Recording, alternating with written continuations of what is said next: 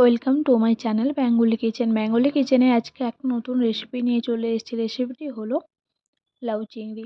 লাউ চিংড়ির জন্য আমি এখানে নিয়ে নিয়েছি লাউ, আলু, পেঁয়াজ, টমেটো, কাঁচা লঙ্কা। আর এখানে নিয়েছি চিংড়ি মাছ। আপনারা চাইলে ছোটো চিংড়িও নিতে পারেন, আবার বড় চিংড়িও নিতে পারেন। কড়াই গরম হয়ে গেলে কড়াইতে সাদা তেল দিয়ে দেবো।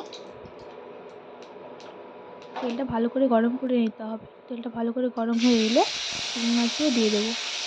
চিংড়ি মাছ লবণ হলুদ দিয়ে ভালো করে ভেজে নেব। ভালো করে লাল লাল করে ভাজা হয়ে গেলে চিংড়ি মাছগুলো তুলে নেব।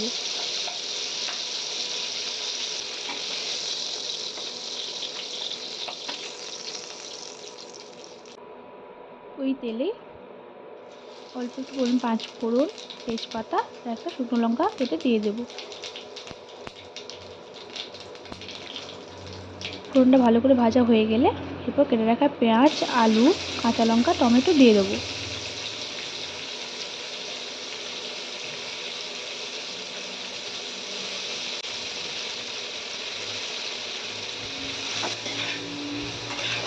ভালো করে আলু, টমেটো, পেঁয়াজটা ভালো করে ভেজে নেব।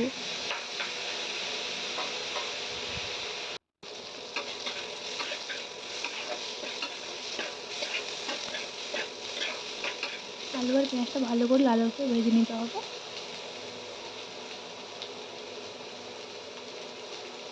আপনি তাহলে লাউ চিংড়িটা আলু ছাড়াও রান্না করতে পারেন।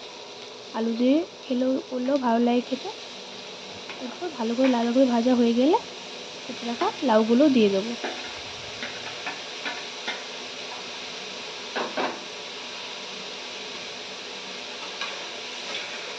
ভালো করে মশলার সঙ্গে মিক্স করে নেবো লাউগুলো।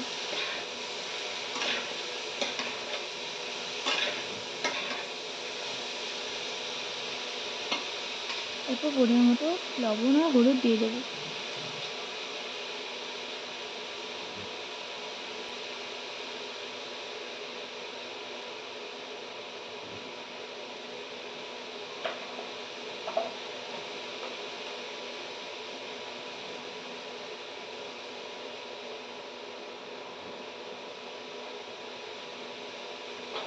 কিছুক্ষণ নাড়িয়ে নেব।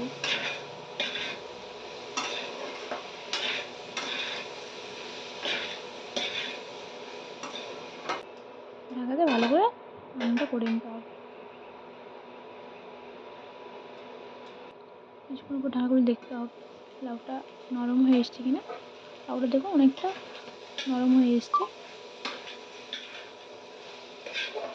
কিছুক্ষণ নাড়িয়ে নেব।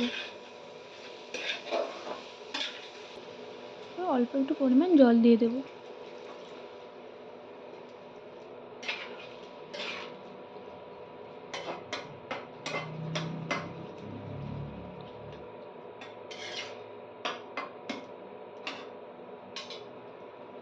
এই রান্নাটা বেশি সময় লাগে না, অল্প সময়ে রান্নাটা হয়ে যায়। এরপর স্বাদ মতো মিষ্টি আর লবণ দিয়ে দেবো।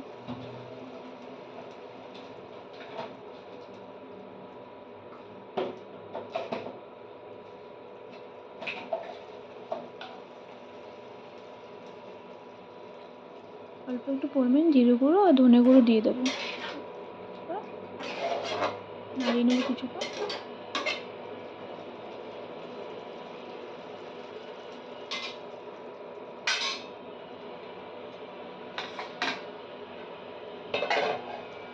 ঝোলটা একটু ফুটে এলে ভেজে রাখা চিংড়ি মাছগুলো দিয়ে দেবো।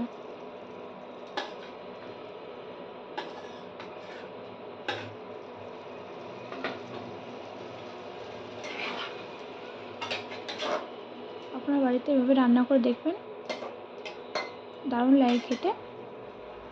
এরপর ঢাকা দিয়ে ভালো করে সেদ্ধ করে নিতে হবে লাউ।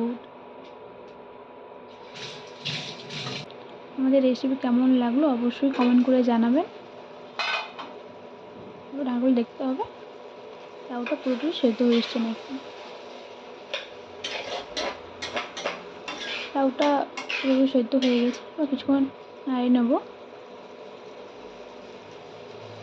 লবণ মিষ্টিটা টেস্ট করে দেখে নিতে হবে। জলটা শুকিয়ে আসা অবধি ভালো করে আমাদের রান্নাটা করে নিতে হবে।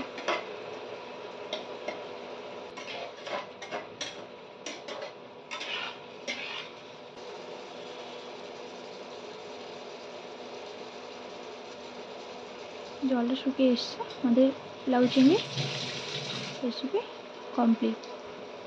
আমাদের রেসিপি কেমন লাগলো অবশ্যই কমেন্ট করে জানাবেন। যদি ভালো লেগে থাকে অবশ্যই লাইক, কমেন্ট,